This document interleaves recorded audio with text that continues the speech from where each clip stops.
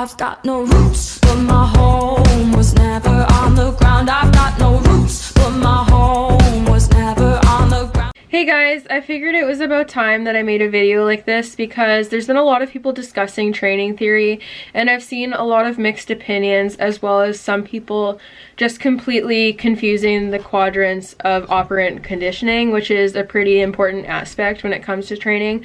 So I wanted to make a video discussing that and kind of leave easy to find resources for you guys to further your knowledge and do your own research. I'm not a scientist by any means, so obviously don't just take what I say and run with it. Do your own research, read the studies, and kind of come to your own conclusions, because at the end of the day, we simply do not have enough research to conclusively sway any way in terms of the training discussion, because there's a lot of different opinions. Operant conditioning is a method of training that uses rewards and punishments for reinforcing or discouraging behavior. So before I go into what each individual quadrant means, let me explain to you the difference between a reinforcer and a punisher. A reinforcer is something that is going to make a behavior more likely to occur, and a punisher is something that's going to make a behavior less likely to occur. So now that you have that straight, we'll discuss what negative and positive means in terms of this training discussion. Contrary to popular belief, negative does not mean bad in this sense of training. For example, negative punishment would be the removal of something to discourage a behavior. So negative punishment doesn't mean bad punishment, it just means you're removing some sort of stimulus to make a behavior less likely to occur. So in the same line, negative reinforcement means that something will be more likely to occur, but you're removing something as a result. So for negative reinforcement, the most common thing in horse training that you'll probably use would be pressure and release. For example, I put a hand on my horse's shoulder, they move away from the pressure, I release the pressure as a result, and that's how I teach them how to move off of pressure and move over when I ask them to. So I'm removing the pressure as a reward for them moving off. This doesn't mean that I'm harming them or doing anything negative per se, but in the sense of training, it is called negative because I'm removing something. So on the same line, this is why positive doesn't necessarily mean good. Positive reinforcement is the addition of something to reinforce the behavior, thus making it more likely to occur. So the most common thing we would use for positive reinforcement would be treat, but you could also use scratches and a clicker and other things to reinforce the behavior. But a clicker generally only works because the sound is linked to a treat. So it's still kind of a food-based reward because the horse is taught to respond to the sound of a clicker because they know that it means a food reward. Or some people could use scratches. As a general rule, because horses are so food motivated, food would be the most powerful reinforcer to use, but again, you can use scratches. It doesn't need to be food as a positive reinforcer. So similarly, positive punishment is the addition of something to make a behavior less likely to occur. So for punishment, hitting would be the addition of something, which would be a positive punisher. So if my horse bites me and I smack his nose, that's positive punishment. Now, people often get negative reinforcement and positive punishment mixed up because they view negative as bad and associate that with punishment, but they are not the same thing. For example, if you hit your horse, it won't reinforce the behavior. If you hit your horse for something, they're less likely to do that same thing again because they met a consequence that was unpleasant. Whereas negative reinforcement makes a behavior more likely to occur. Realistically, it's nonsensical to apply the idea of positive punishment to that of negative reinforcement. So if anyone is trying to paint negative reinforcement as being the same or even highly similar to positive punishment, it really isn't correct, because hitting and being rough with horses, what would extinguish a behavior and not reinforce it, if that makes sense. Okay, so that is operant conditioning in a nutshell. So now that we've got the idea that negative means the removal of something and positive means the addition of something, let's go further into this discussion and you'll understand what I'm meaning. So when you're reading what people are talking about positive and negative reinforcement, commonly when they're writing, they'll call positive reinforcement R plus and negative reinforcement R minus. Positive punishment P plus and negative punishment P minus. So if you see these things written online, this is what they're referring to. Another important thing in training theory is the difference between classical and operant conditioning. So operant conditioning is what I just described to you, and it was first described by a psychologist named B.F. Skinner, and Classical conditioning was made popular by Ivan Pavlov. You guys have probably heard of him if you've done psychology at all. Pavlov's method of classical conditioning involves placing a neutral signal before a reflex. This focuses on involuntary automatic behaviors and reinforces them. Okay, so Pavlov's method came about when he did an experiment using dogs where he'd associate a sound with an immediate reinforcer of treats, and as a result the dogs started to salivate when they heard the sound because they knew a treat was coming. So after seeing this response from the dogs, Pavlov realized that this was a learned response because of the use of treats, and then he started researching classical conditioning. The classical conditioning process is pairing a previously neutral stimulus, which would be a bell, or in clicker training the sound of a clicker, with an unconditioned stimulus, which would be the taste of the food. So the most important thing to remember in the difference of classical conditioning and operant conditioning is that the learner in classical conditioning is passive, while operant conditioning requires active participation from the learner. So when you're initially introducing the sound of the clicker, the horse is just being consistently rewarded with treat, and then you're pairing the sound of the clicker with treat, and eventually they associate the sound of the clicker with treats. So it would be a Pavlovian response similar to dogs salivating when they hear a certain noise. The clicker would become that noise that horses associate with food. So that is how clicker training works. Okay, now that I have the baseline definitions down, let's start talking about this whole thing and why the positive reinforcement movement has seemed to blow up so recently. The first thing I want to touch on is that positive reinforcement is nothing new. It is something a lot of people already use in their training, probably without realizing it and without knowing the definition of it, and it's been around for years. Virtually every trainer I've ever trained with uses positive reinforcement in some way. It is very commonly used in horse training, really isn't that new of a thing.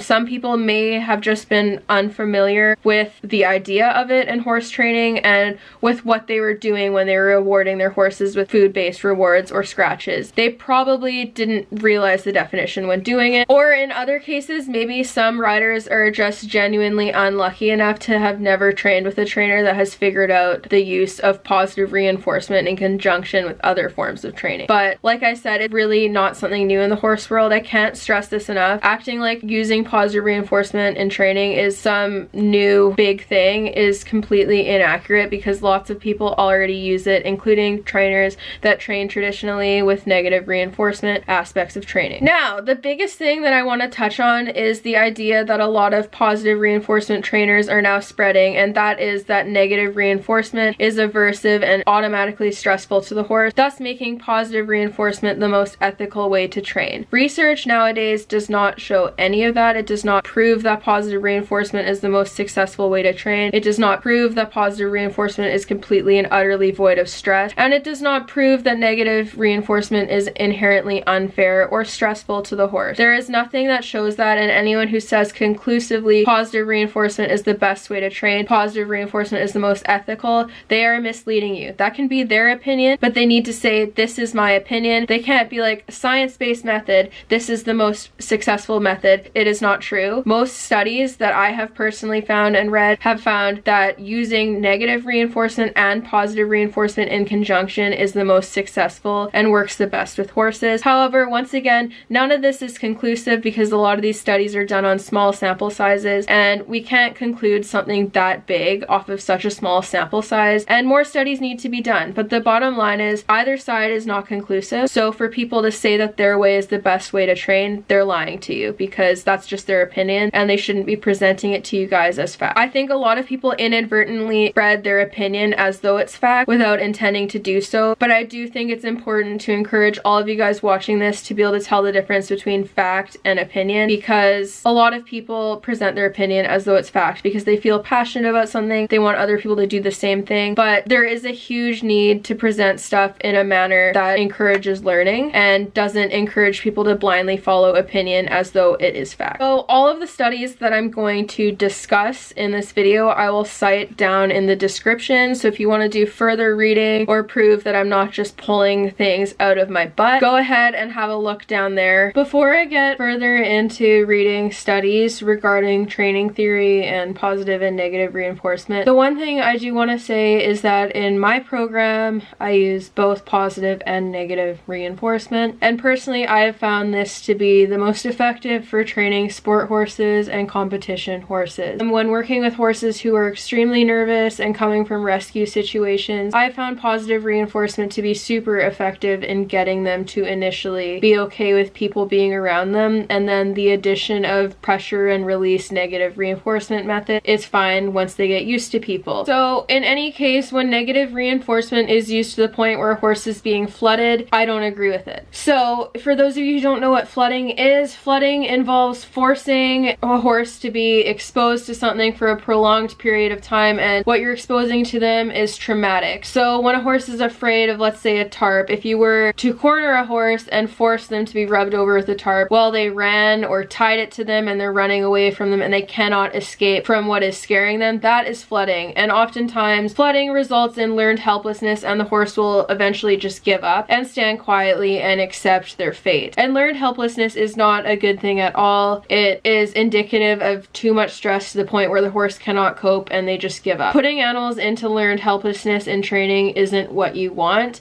and unfortunately there are lots of examples of that in the horse world, in trainers who misuse negative reinforcement or overuse punishment. I think one of the best examples of a trainer that overuses negative reinforcement and uses it in the wrong way would be Clinton Anderson. For those of you who like him, I don't care. I'm sure some of the stuff he does isn't terrible, but he has a tendency to continue going after and after horses for punishment, or if they don't immediately get what he's trying to show them, he keeps pushing and pushing at them and increasing the stress response in horses. And this will result in horses who are well trained, who aren't spooky, and who kind of just do whatever they're asked. But when you see these types of horses, they're almost robotic in nature and they lack a personality, and they're very bland because they've been pushed into so much stress that they just give up and do what is asked of them. And I think that is really sad. When you see those horses in barns, they're the quintessential broke horse, but there's nothing to them. They've lost their essence, and they're more of a piece of sports equipment than they are an animal with a personality. And I think that trainers that train in that manner using negative reinforcement are the ones that give it a bad name. And in no case should you be using any type of training to the point where the horse is completely just out of their mind, stressed, and cannot get any break from it. That is poor training in any sense. And while I'm for negative reinforcement when used properly, trainers that train in the way Clinton Anderson does and has been seen doing in lots of videos, they really give me a bad taste in my mouth, and I don't agree with that. Okay, so now that I have said that, let's go into reading some of these studies. The first one that I have picked is called The Efficacy of a Secondary Reinforcer, a clicker, during acquisition and extinction of an operant task in horses. For people who promote clicker training as the most successful way to train, this is one of the studies that kind of discounts that thought process, because there is virtually no proof for that on a scientific basis. Of course, if you use clicker training and you find it works, great, keep doing it. I don't care. Good for you. But don't try to pass it off as this conclusively great training method that has gone through all sorts of tests and come out being the best form of training, because that's not true. So clicker training does draw from learning theories and is widely used, but there has been very little research on how effective it is, and that is one of the main problems with it. So this study was done on a group of 60 horses, and each horse was assigned to one of 6 reinforcement protocols. The protocols involved combinations of reinforcers, schedule of reinforcement, and reinforcers applied during extinction. And for those of you who don't know what extinction is, it is when you're trying to get rid of a behavior. There were no differences found between the horses that received a secondary reinforcer and the ones who only received a primary reinforcer. In this case, the secondary reinforcer is the clicker, and the primary one is just the reward, which would be a food or scratches on the neck or something. The conclusion of the study was that there is no difference in the amount of time it took to train a horse to learn an operant task, and they saw no difference between secondarily reinforced horses and primarily reinforced horses. So that is a good study to bring up when discussing the efficacy of clicker training, because there has not been enough research done on it, and some of the research that has been done on it discounts the effective nature of a clicker as a secondary reinforcer. In another study called Negative versus Positive Reinforcement, an evaluation of training strategies for rehabilitated horses, they studied on rescue horses and horses coming from poor situations where they would have been mistreated. So this is key when discussing positive reinforcement, because there are certain situations where as a trainer it would be completely asinine to go in and start trying to use negative reinforcement to train a horse. And this is one of the great examples, and I want to apply this to my personal experience with Simon as well. Positive reinforcement was found to be the most successful when establishing an initial relationship with horses who were needing rehabilitation from rescue type situations. And 100% I agree with this. If a horse is terrified of people and has only had bad experiences with them, using too much pressure is not okay. When horses' only experience with people is negative, going in there with negative reinforcement in any aspect often floods them because they've had such a bad association with people. Trying to initially build that trust, positive reinforcement is one of the best ways to do that, and that is what I did with Simon in getting him used to being around people and hanging out with us. We used a lot of food rewards to get him to come closer and basically taught him to associate people with the positive reward of food, and then going from there into negative reinforcement for halter training where we use pressure and relief. It removes the initial stress of it because he associated people with something good and got to develop